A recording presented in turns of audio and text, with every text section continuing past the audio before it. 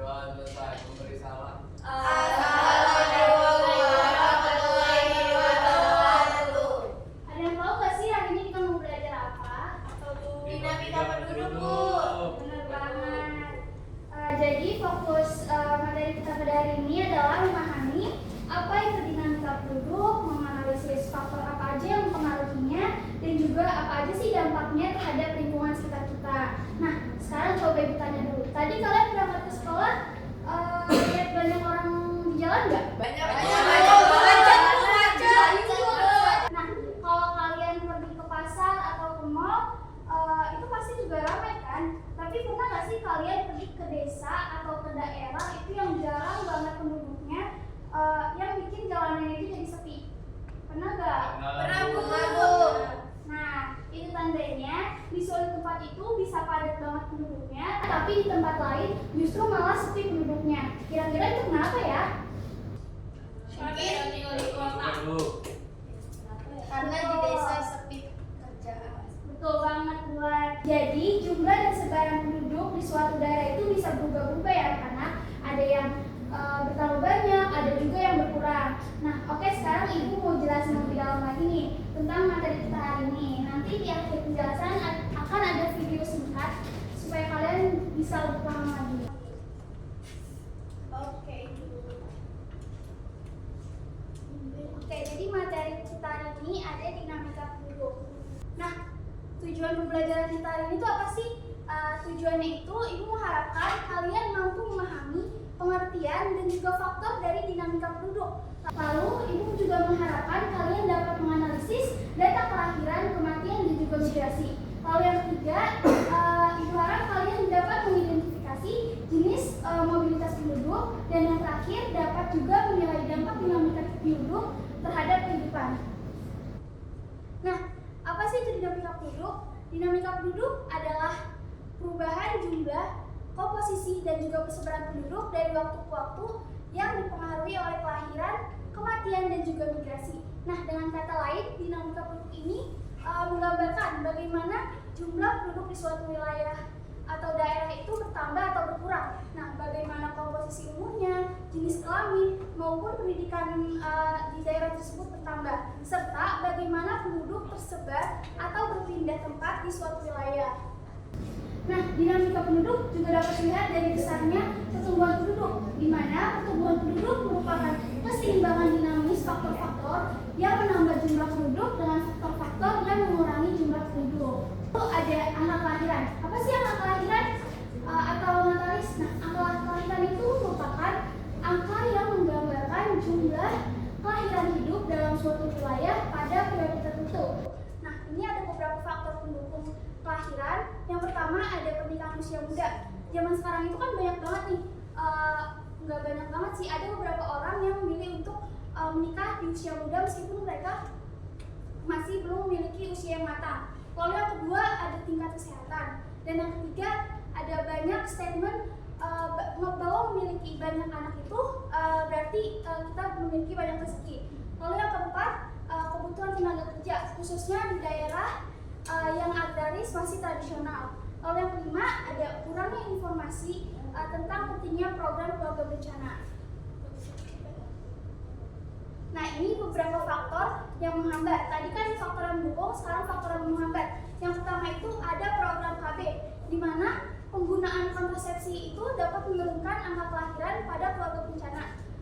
Terus yang kedua ada pendidikan dan karir seorang perempuan, di mana perempuan menikah dan punya anak lebih lambat. Biasanya kayak gini tuh kan ada tuh setelah menikah, tapi perempuan itu tetap milih buat berkarir. Nah, ini juga bisa memicu penghambat kelahiran. Terus yang ketiga ada menunda usia menikah. Kan banyak nih sekarang perempuan yang lebih memilih untuk lebih berkarir dulu daripada menikah lah. Ibaratnya mereka menunggu usia yang matang, terus finansial yang cukup, lingkungan yang nyaman. Lalu yang keempat ada urbanisasi, di mana biaya hidup yang lebih tinggi membuat jumlah anak dibatasi. Lalu yang kelima ada pertimbangan ekonomi. Biaya membesarkan anak semakin besar. Biasanya perempuan yang berkarir itu atau laki-laki juga bisa berpikirlah kalau biaya untuk membesarkan anak itu besar gitu, nggak kecil. Lalu ada perubahan nilai atau keluarga memilih kualitas daripada kuantitas anak. Yang ketujuh ada akses informasi kesehatan. 8 ada perempuan bekerja, waktu untuk memiliki anak jadi lebih sedikit. Itu sama juga nyambunglah sama poin kedua dan ketiga. Lalu yang selanjutnya di sini ada angka kematian atau mortalitas. Apa sih itu angka kematian? Nah, angka kematian atau mortalitas ini menunjukkan jumlah per 1000 penduduk dalam periode tahun tertentu. Nah, faktor yang mendukung peningkatan angka kematian ini yang pertama ada rendahnya kesadaran akan pentingnya kesehatan. Yang kedua, kurangnya fasilitas kesehatan yang memadai. Banyak nih kayak di daerah-daerah terpencil atau desa-desa yang terpencil itu masih kurang banget fasilitasnya untuk kesehatan kan. Terus yang ketiga ada kecelakaan lalu lintas. Nah, ini biasanya orang-orang yang suka banget nerobos-nerobos lalu lintas gitu. Terus yang keempat ada bencana alam. Bencana alam kan nggak bisa kita hindarin ya. Bisa ada tsunami, gunung meletus, itu bisa terjadi kapan aja kan. Terus yang kelima ini ada peperangan. Nah, ini juga beberapa faktor yang menghambat peningkatan angka kematian. Tadi kan yang mendukung, nah ini yang menghambat.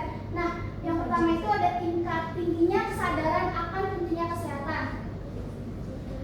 Terus yang kedua ada fasilitas kesehatan yang memadai. Biasanya ini ada di rumah sakit di kota-kota besar yang sudah memiliki fasilitas rumah sakit yang memadai. Terus yang ketiga ada lingkungan yang bersih dan teratur. Terus yang keempat ada ajaran agama yang melarang untuk bunuh diri. Lalu migrasi adalah perpindahan penduduk yang bersifat menetap dari suatu tempat ke tempat yang lain melampaui batas administrasi suatu wilayah. Nah, angka migrasi itu terbagi menjadi 4. Ada angka migrasi masuk, angka migrasi keluar, angka migrasi neto, dan juga angka migrasi bruto. Ini ada jenis-jenis migrasi. Ada migrasi yang berdasarkan wilayah, migrasi internasional, yang perpindahan negara kayak imigrasi gitu-gitu. Terus ada yang berdasarkan waktu tinggal. Terus ada yang berdasarkan juga penyebab. Dan ada juga nih dampak dari migrasi. Nah, dampak positifnya itu mengurangi kepadatan daerah asal, meningkatkan kepadatan per kapita migran, transfer ilmu, budaya, dan keterampilan. Terus yang terakhir ada pembangunan ekonomi yang lebih merata atau transmigrasi.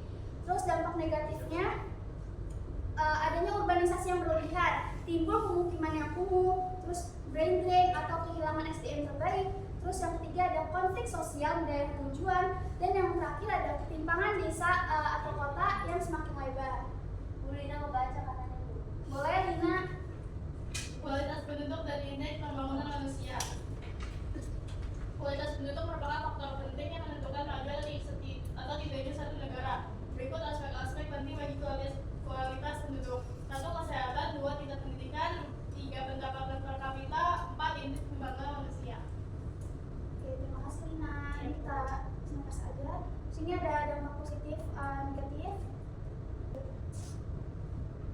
Indonesia merupakan negara dengan jumlah penduduk terbesar keempat di dunia setelah Cina, India, dan Amerika Serikat. Namun, jumlah penduduk yang besar ini juga menimbulkan berbagai permasalahan yang harus dihadapi oleh bangsa ini. Berikut adalah beberapa contoh permasalahan kependudukan di Indonesia yang perlu mendapat perhatian serius. Salah satu dampak dari jumlah penduduk yang besar adalah terbatasnya kesediaan lapangan kerja. Banyak penduduk Indonesia yang mengalami kesulitan untuk mendapatkan pekerjaan yang sesuai dengan keterampilan dan pendidikan mereka. Akibatnya, banyak penduduk yang menganggur atau bekerja di sektor informal dengan penghasilan yang tidak menentu. Pengangguran ini juga berpengaruh pada tingkat kemiskinan dan kesejahteraan penduduk. Persebaran penduduk di Indonesia juga tidak merata. Pulau Jawa yang hanya 7% dari seluruh luas daratan Indonesia memiliki kurang lebih 120 juta penduduk yang bermukim. Kepadatan penduduk di Pulau Jawa menyebabkan luas lahan pertanian semakin sempit karena dijadikan lahan permukiman dan industri. Sebaliknya, banyak lahan di luar Pulau Jawa yang belum dimanfaatkan secara maksimal karena kurangnya sumber daya manusia. Akibatnya, banyak penduduk yang tinggal di pemukiman kumuh dengan kondisi sanitasi dan lingkungan yang buruk. Masalah kependudukan di Indonesia juga berdampak pada meningkatnya angka kriminalitas. Banyak penduduk yang tidak memiliki pekerjaan dan penghasilan yang cukup untuk memenuhi kebutuhan hidup mereka. Hal ini mendorong mereka untuk melakukan tindak kejahatan seperti pencurian, perampokan, penipuan, narkoba, dan lain-lain.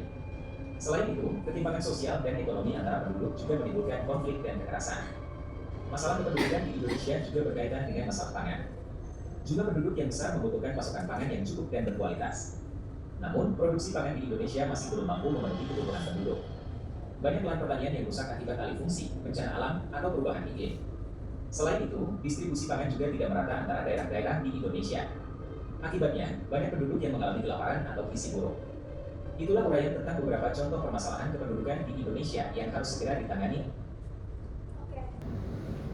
Setelah menonton video ini, nantinya kalian akan paham jika dinamika kependudukan itu tidak dikelola dengan baik, terutama pada laju pertumbuhan yang cepat atau perubahan struktur usia yang ekstrim, itu tuh dapat menimbulkan serangkaian permasalahan kompleks yang berdampak besar pada pembangunan dan kesejahteraan sosial. Nah, sekarang karena tadi kalian udah nonton, kalian bakal diskusi secara kelompok.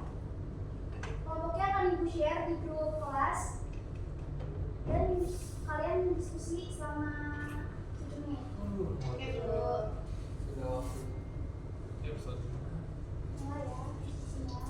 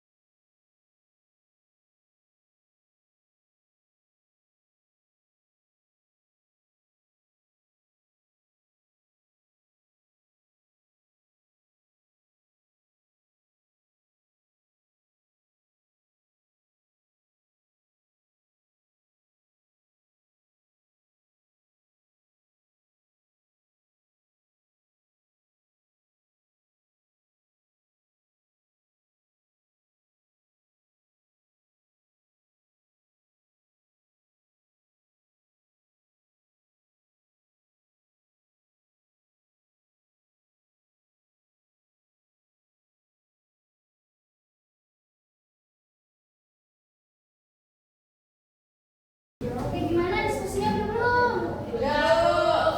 Udah. Mulai dari kelompok berapa dulu nih yang mau maju? Dua. Mulai kelompok dua Satu. maju. Satu mah. Ayo nih.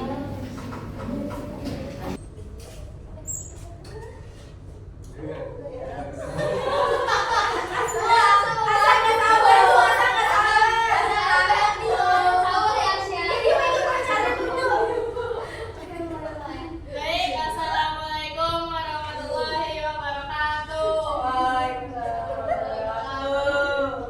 Kami di sini akan membahas tentang analisis faktor dinamika penduduk. Langsung aja ya Bu, nggak usah perkenalan. Oke, jadi yang pertama di sini ada analisis faktor dinamika penduduk. Kalau kelahiran itu dipengaruhi oleh kesehatan dan budaya. Contohnya itu kayak angka kelahiran tinggi di beberapa desa di Papua. Kemudian yang kedua ini, kematian itu bisa terjadi karena adanya penyakit ataupun termakan oleh usia. Contohnya itu kayak tingginya kematian COVID-19 pada tahun 2020. Terus yang ketiga ini ada migrasi. Migrasi itu terjadi karena adanya dorongan ekonomi. Contohnya orang-orang atau pekerja yang pindah ke Bali gitu dari Jakarta. Nah, di sini juga ada studi kasusnya menurunnya angka kelahiran di kota besar. Nah, penyebabnya itu gaya hidup mahal, wanita telah bekerja, terus juga menunda menikah. Dampaknya itu ada penurunan penduduk di masa depan. Dan untuk solusinya itu bantuan biaya anak, terus cuti melahirkan lebih panjang, dan subsidi pendidikan. Kesimpulan dari kelompok kami ini, tren kelahiran ini menurun dari kota besar perlu diperhatikan lebih serius karena tanpa dukungan kebijakan keluarga, Indonesia bisa menghadapi populasi yang tua dan pemerintah harus membuat perhitungan yang lebih ramah untuk keluarga. Baik, sekian dari kelompok kami. Ada kayak yang bertanya? Tanya.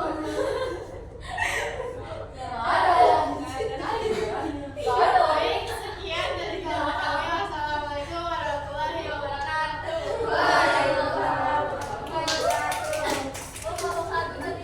Boleh ngomong satunya yang kalian ya, Syah. Udah mau maju aja. Assalamualaikum warahmatullahi wabarakatuh. Waalaikumsalam warahmatullahi wabarakatuh. Kami dari kelompok 1 ingin memaparkan hasil diskusi kelompok kami. Silakan.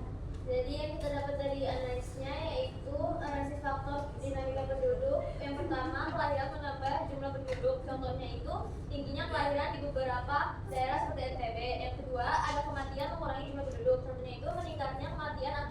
bencana alam seperti gempa Cianjur. Yang ketiga, ada migrasi mengubah komposisi penduduk melalui perpindahan. Contohnya ada arus urbanisasi dari Jawa Tengah ke Jabodetabek. Selanjutnya ada studi kasus urbanisasi di Jabodetabek. Penyebab utamanya adalah penyebab utama kesempatan kerja lebih besar di kota, lalu dampaknya kepadatan, macet, pemukiman kumuh, dan solusinya pemerataan pembangunan dan lapangan kerja di daerah asal. Kesimpulannya itu urbanisasi, kelahiran dan migrasi adalah faktor utama perubahan penduduk. Setiap faktor memiliki dampak berbeda pada jumlah dan sebaran penduduk. Pemerintah perlu mengatur pertumbuhan penduduk agar lebih seimbang. Sekian presentasi dari kelompok kami. Adakah yang ingin bertanya? Tidak ada. Sekian yang kelompok kami. Wassalamualaikum warahmatullahi wabarakatuh. Waalaikumsalam. Oke, ini kelompok kedua ya? Boleh lanjut. Assalamualaikum warahmatullahi wabarakatuh. Waalaikumsalam warahmatullahi wabarakatuh.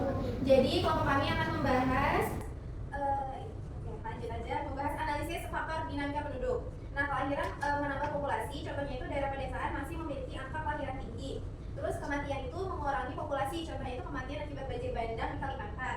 Dan migrasi itu memindahkan penduduk antar wilayah, contohnya itu meningkatnya pekerja migran Indonesia ke Malaysia. Nah, yang kedua studi kasusnya itu migrasi tenaga kerja ke luar negeri. Nah, penyebabnya itu pendapatan lebih tinggi di negara tujuan. Terus dampaknya remittasi naik, tetapi keluarga terpisah. Terus solusinya pelatihan tenaga kerja dan perlindungan hukum untuk TKI. Kesimpulannya yaitu migrasi tenaga kerja menjadi solusi bagi ekonomi keluarga. Namun perlu kebijakan kuat untuk melindungi pekerja. Pemerintah dan masyarakat harus bekerjasama menjaga kesejahteraan migran workers. Oke. Mungkin segini saja hasil diskusi dari kelompok kami. Apakah ada yang bertanya? Enggak. Oke, sekian. Bisa tutup ya, Bu? Ya. Oke, sekian presentasi kelompok kami. Kurang lebihnya mohon maaf. Wassalamualaikum warahmatullahi wabarakatuh. Waalaikumsalam warahmatullahi wabarakatuh. Oke, terima kasih untuk para kelompok yang udah maparin diskusi dari kelompok masing-masing. Nah, sebelum kita akhiri materi pada hari ini mau nanya nih sama kalian. Apa sih yang paling penting kita pelajari pada materi hari ini? Ini Bu, saya Bu. Apa? Jadi dari materi ini tuh saya belajar nih bahwa kelahiran, kematian, dan migrasi itu saling mempengaruhi jumlah penduduk, Bu. Terus ada lagi yang mau menjawab? Terus saya juga baru paham kenapa bonus demografi bisa jadi peluang atau ancaman juga. Nah, benar banget. Terus pertanyaan yang kedua, nah mengapa sih dinamika kependudukan ini tuh penting gitu dipelajari untuk generasi kalian ini? Saya Bu menjawab. Apa nih? Karena kami nanti termasuk angkatan produktif, jadi harus menyiapkan skill yang cukup. Ya, Saya Bu, terus juga supaya kami sadar tantangan seperti urbanisasi dan pengangguran bisa kami hadapi. Oke, terima kasih ya untuk refleksinya dari masing-masing kalian. Nah, kalian udah menunjukin nih pemahaman kalian dalam materi dinamika kependudukan ini. Oke, sekarang Ibu akan kasih sedikit refleksi ya. Jadi, dinamika kependudukan itu merujuk pada perubahan jumlah, struktur, dan persebaran penduduk yang dipengaruhi oleh 3 faktor utama, yaitu ada kelahiran, kematian, dan juga migrasi. Di mana analisis struktur usia melalui piramida penduduk itu menjadi kunci untuk memahami fenomena seperti bonus demografi, yaitu ketika proporsi usia produktif sangat dominan yang menawarkan peluang besar bagi percepatan pertumbuhan ekonomi. Namun, jika pertumbuhan penduduk yang lajunya didominasi oleh kelahiran tidak dikendalikan dan tidak diimbangi dengan peningkatan kualitas sumber daya manusia atau SDM dan juga penciptaan lapangan kerja, maka yang terjadi adalah permasalahan yang serius berupa tingginya pengangguran dan juga kemiskinan, rendahnya mutu layanan publik, serta kerusakan lingkungan akibat tekanan daya dukung. Nah, oleh karena itu, pengelolaan dinamika kependudukan itu membutuhkan strategi yang terpadu yang mencakup pengendalian kuantitas atau program KB, peningkatan kualitas dengan pendidikan dan juga kesehatan, dan terus ada pengaturan mobilitas, pemerataan pembangunan untuk memastikan tercapainya keseimbangan antara jumlah penduduk dengan kapasitas sumber daya yang tersedia demi pembangunan berkelanjutan. Nah, segitu aja materi dinamika kependudukan kita pada hari ini. Untuk materi selanjutnya akan dibahas di minggu depan. Oke, Bu.